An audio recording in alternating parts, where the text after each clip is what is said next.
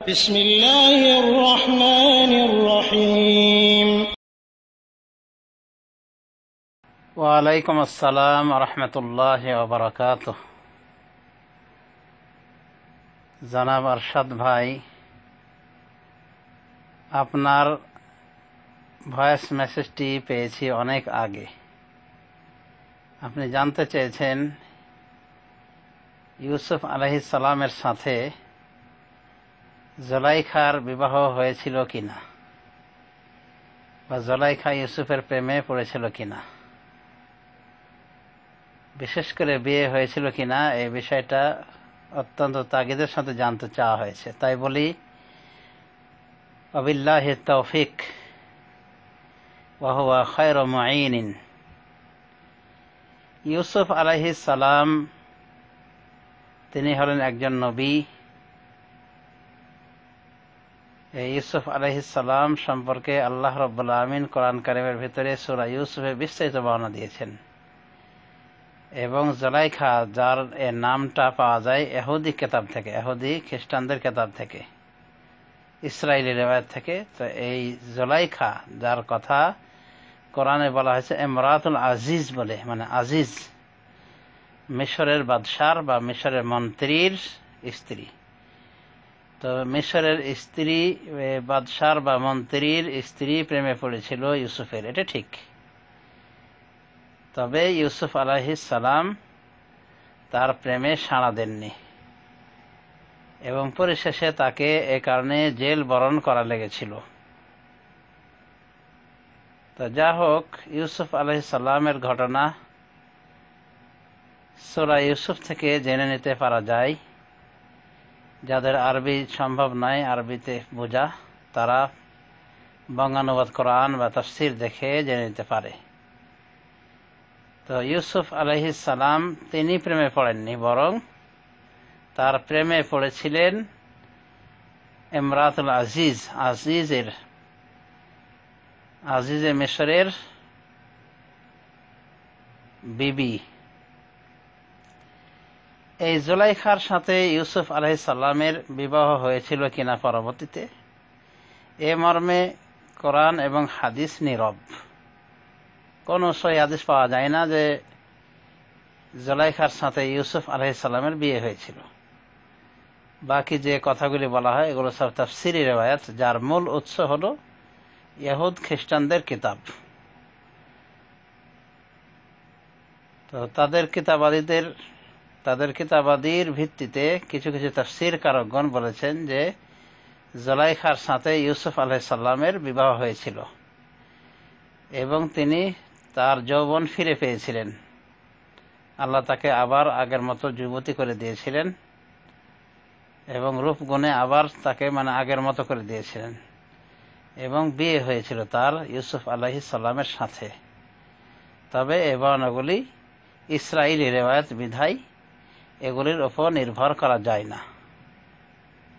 সুতরাং আমরা বলতে পারি যে এই বর্ণনাগুলি যেহেতু আহলে কিতাব থেকে প্রাপ্ত এবং আহলে কিতাবগণ সত্য মিথ্যার মিশ্রণ ঘটিয়েছে যথেষ্ট, তাই এগুলি বর্ণনার উপর ভিত্তি করা যায় না। একটা মুরসাল সূত্রে বর্ণনা এসেছে যে ইউসুফ আলাইহিস সালামের বিয়ে হয়েছিল জুলাইখার সাথে। তো এই বর্ণনাটি বিশুদ্ধ নাই। আর এ মর্মে যত কিছু বর্ণনা, সবগুলি বর্ণনা বলা যেতে পারে এই পর্যায়ের অশুদ্ধ বর্ণনা। বিশুদ্ধ কোনো বর্ণনা না সাহাবী থেকে আছে, না রাসূলুল্লাহ সাল্লাল্লাহু আলাইহি ওয়াসাল্লাম থেকে আছে এই মর্মে যে ইউসুফ আলাইহিস সালাম জুলাইখাকে বিয়ে করেছিলেন। সুতরাং ইউসুফ আলাইহিস সালাম জুলাইখাকে বিয়ে করেছিলেন কে করেননি, বিস্তর সন্দেহ রয়েছে। তারপরে কথা হলো যে আমাদের জানার বিষয় কি শুধু এটাই? আসলে কিছু লোক আল্লাহ যাদেরকে তৌফিক দেননি, তারা গায়ের জরুরি বিষয় নিয়ে বেশি মেতে ওঠে। তো এই বিষয়টি আরশাদ ভাই আমি জানি অন্যের কারণে আপনি এই বিষয়টি জানতে চেয়েছেন। তো যা হোক, জানার বিষয় ছিল, আমি যতটুকু জানি সেটাই বললাম। তো আমাদের মনে রাখতে হবে যেগুলি বিষয় বেশি ফায়দা সেগুলি বিষয় আলোকপাত করা উচিত, প্রশ্নে আসা উচিত, এবং সাধারণত জরুরি বিষয়গুলি আমি বেশি প্রাধান্য দেই। আমাদের মনে রাখতে হবে যে এ জাতীয় বিষয়গুলি এমন পর্যায়ের যার জানা না জানা প্রায় কাছাকাছি সমান। জানলেই ফায়দা কি আর না জানলেই ফায়দা কি? যে ইউসুফ আলাইহিস সালামের বিবাহ হয়েছিল জুলাইখার সাথে, এটা জানলে কতটুকু ফায়দা হলো আর না জানলে বা কতটুকু ক্ষতি হলো, কোনো কিছুই বর্তায় না। সুতরাং এ জাতীয় বিষয়ে বেশি মন না ঢেলে আমাদেরকে জরুরি বিষয়গুলির প্রতি বেশি মনোনিবেশ করা উচিত। যেমন দিন সম্পর্কে, কোনটা তাওহীদ, কোনটা শিরিক, কোনটা হালাল, কোনটা হারাম, কোন কথাগুলি কুফরি, কোন কথাগুলি শিরিক, কোন কথাগুলি ইমানের সাথে সাংঘর্ষিক ইত্যাদি, এই বিষয়গুলি আমাদের বেশি জানা জরুরি। অনুভাবে পাক পবিত্র তাহারাতের বিষয়, কিভাবে কি করলে অজুর ভেঙে যায়, কিভাবে অজু করা লাগে ইত্যাদি অনেক অনেক বিষয় রয়েছে, শত শত বিষয় রয়েছে। কিন্তু কিছু লোক এরকম পাওয়া যায় যে আল্লাহ তাদের হেদায়েত করুন, যে প্রশ্ন করতেও জানা না। তো এরকম লোকের সংখ্যা অনেক রয়েছে। একজন তাবী বিদ্বানের কাছে এসে এক লোক বলছে যে শেখ, ইবলিসের স্ত্রীর নাম কি? মানে ইবলিসের, শয়তানের স্ত্রীর নাম তার জানা খুব জরুরি হয়ে গেছে। তখন উনি অত্যন্ত বুদ্ধিমত্তার সাথে উত্তর দিয়েছিলেন, কে যাকা উরসুন লাম নাহদুরহু, ওটা এমন একটা বিবাহ অনুষ্ঠান যেখানে আমরা উপস্থিত হতে পারিনি। সুতরাং উপস্থিত যেহেতু হতে পারিনি, কার কি নাম এটা আমরা জানতে পারিনি। ইবলিসের বউয়ের বিয়েতে যেহেতু ছিলাম না আমরা, কাজে নামটাও আমরা বলতে পারলাম না। এভাবে উত্তর দিয়েছিলেন। তো সাধারণত নবী রাসূলগণ তারা অবশ্যই গুরুত্বপূর্ণ ব্যক্তিত্ব, কিন্তু তাদের বিবি সম্পর্কে আমাদের জানার বিষয়টি জরুরি নয়, অতটা জরুরি নয় যতটা আমাদের তাওহীদ, শিরিক, সুন্নাত, বিদআত বিষয়ে জানা জরুরি। তবে নবী রাসূলদের সম্পর্কে আমাদের আইডিয়া থাকা উচিত। নবী রাসূলদের তাদের দাওয়াতি পদ্ধতি, তাদের কর্মজীবন, কিভাবে তারা মানুষকে হেদায়েতের পথে আহ্বান করেছেন, এগুলি আমাদের জানা থাকা ভালো, এগুলি আমাদের জানা উচিত। এক কথায় আমরা যেগুলি জরুরি বিষয় সেগুলিকে প্রাধান্য দেওয়ার চেষ্টা করব প্রশ্ন করার ক্ষেত্রে। তো যা হোক, আরশাদ ভাই কেন এই প্রশ্ন করেছেন আমি সেটা জানি, যে তার কোনো এক বন্ধু এই বিষয়টাকে বেশি গুরুত্ব দিয়েছেন এবং এটা তার জানার আগ্রহ। তো যা হোক, জানার যদি ইচ্ছা থাকে তাহলে এই ছিল উত্তর। আর যে এই প্রশ্নটা করতে তাকে উদ্বুদ্ধ করেছে আরশাদ ভাইকে, তার যদি হটকারিতা করার ইচ্ছা থাকে তাহলে সেটাও হবে, সেটাও তার ব্যক্তিগত ব্যাপার। কথাই বলে যে একটা হকপন্থীকে একটা দলিলই কাফি, আর বিদআতীকে হাজার দলিল দিয়েও কোনো কাজ হবে না। তো যা হোক, ইউসুফ জুলাইখা বিষয়ে যেটা সঠিক সেটাই আমি উল্লেখ করলাম, যে এই মর্মে কোরআন হাদিস নীরব। আর ইউসুফের সাথে জুলাইখার বিয়ে হয়েছিল, এ মর্মে যা কিছু পাওয়া যায় এগুলি সবগুলি অশুদ্ধ বানানো এবং ইহুদি খ্রিস্টান থেকে প্রাপ্ত তথ্য, যার উপরে নির্ভরশীল হওয়া যায় না। সুতরাং আল্লাহ তাআলা ভালো জানেন ইউসুফের সাথে জুলাইখার বিয়ে হয়েছিল কিনা, কিন্তু মূর্খের গোষ্ঠী তারা একেবারে ধরিয়ে নিয়েছে যে বিবাহ হয়েই গিয়েছিল। এগুলো জাহেলদের কাজ, জাহেলদের কথায় কোনো যায় আসে না। আল্লাহ রাব্বুল আলামিন হেদায়েত দান করুন আমাদেরকে সবাইকে। আর একটা বিষয় আপনি বলেছিলেন দ্বিতীয় প্রশ্নে, যে ফকিররা বলে থাকে যে বেলালের 2.5 দিন হায়াত থাকতে উনি বিয়ে করেছিলেন, এবং বিয়ে করার ফলে এবং ফকিরকে রুটি খাওয়ানোর ফলে, হয় বেলালের 7 স্ত্রী পণ্যবতী স্ত্রী রুটি খাইয়েছেন বা বেলাল, তো এটা খাওয়ার ফলে এই ফকির দোয়া করে বেলালের হায়াত বাড়িয়ে নিয়েছেন 70 বছর না কত বছর, এরকম মিথ্যাবাদী বিদআতীরা, কবর পূজারী, অনুরূপভাবে ওই বাউল ফকির গোষ্ঠী বলে থাকে। তো এগুলি সবই মিথ্যাচার, এগুলি সবই জঘন্য মিথ্যাচার। এগুলি যারা বলে তাদের ঈমান প্রশ্নবিদ্ধ, আর যারা বলে তারা আমাদের দৃষ্টিতে বেঈমানি। কারণ বাউল ফকির এটা জগা খিচুড়ি জাত, এদের কোনো জাত নেই। এরা না মুসলিম, না হিন্দু, না ইহুদ, না খ্রিস্টান, বরং সব কিছুর মিশ্রণে এদের ধর্ম। এদেরই তো ওই গডফাদার, যেটা বাউল ফকির লালন শাহ লালন, এই লালনকে তো আমরা অনেকে শ্রদ্ধা করি। আমাদের দেশের কপাল পোড়া মুসলিম জাতির অনেকেই মানে তাকে শ্রদ্ধা করে থাকে। অথচ এটা ছিল বিজাতি, হিন্দুর জন্মা।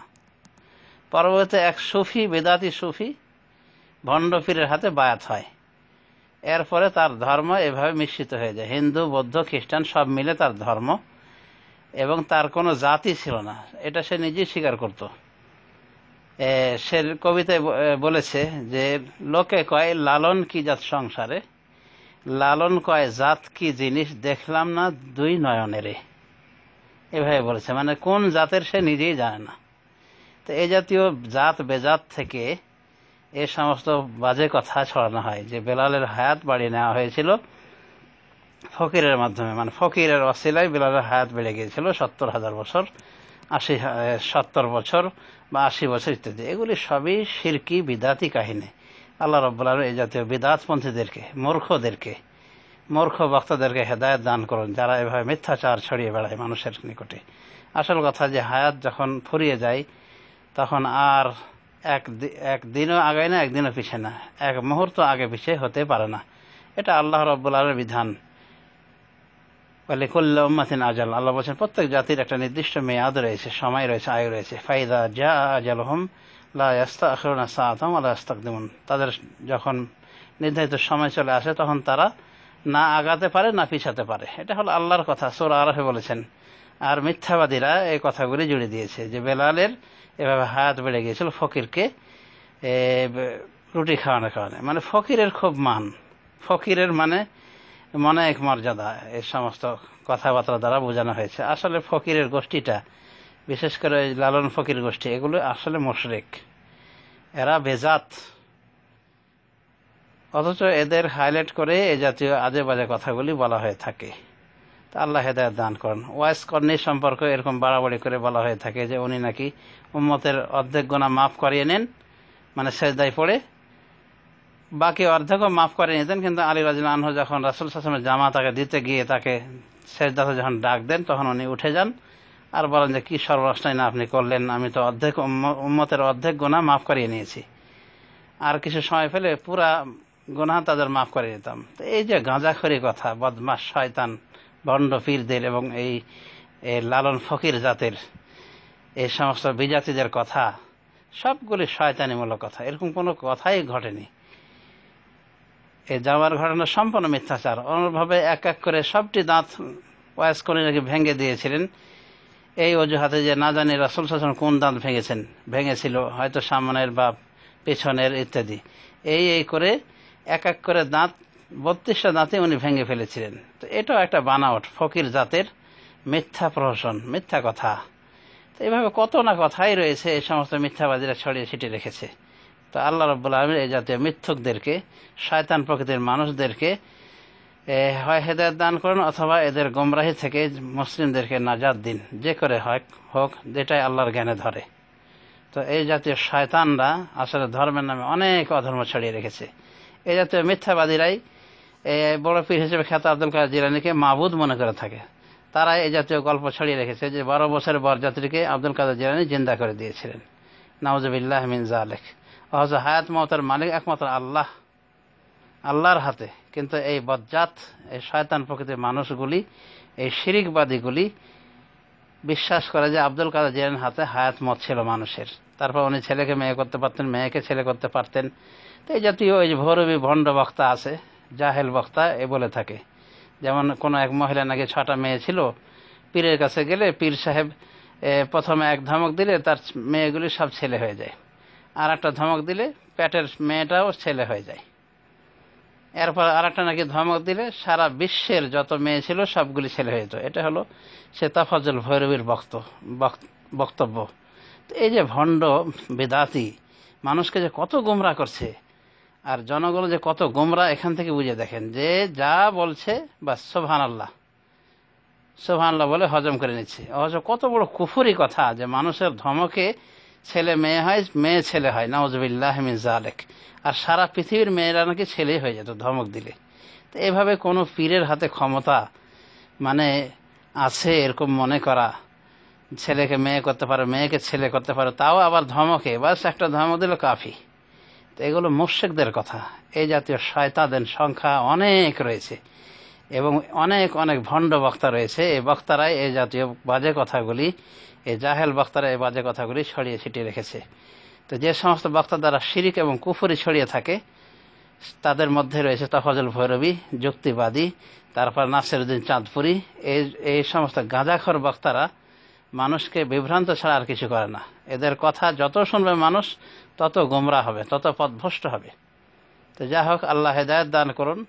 আমাদের দেশে আসলে ভেজালে ভরা, হুজুরে ভেজাল, মুজুরে ভেজাল, পাবলিকে ভেজাল, তরিতরকারিতে ভেজাল, সব কিছুতে ভেজাল, ধর্মে ভেজাল, কর্মে ভেজাল, ভেজাল আর ভেজাল। আর ভেজাল কথাই শুনতে ভালোবাসে ভেজাল ভেজাল মানুষেরা। তো আল্লাহ রাব্বুল আলামিন আমাদেরকে খাঁটিভাবে তাওহীদ মানা তৌফিক দান করুন, খাঁটিভাবে সুন্নাত মানা তৌফিক দান করুন, এবং যত প্রকার ভণ্ডামি, শিরকি, কুফরি, জাহিলি আকীদা থেকে আমাদেরকে নিরাপদ রাখুন। আমিন। ওয়া সাল্লাল্লাহু আলা নবিয়িনা মুহাম্মদ ওয়া আলা আলিহি ওয়া সাহবিহি আজমাইন।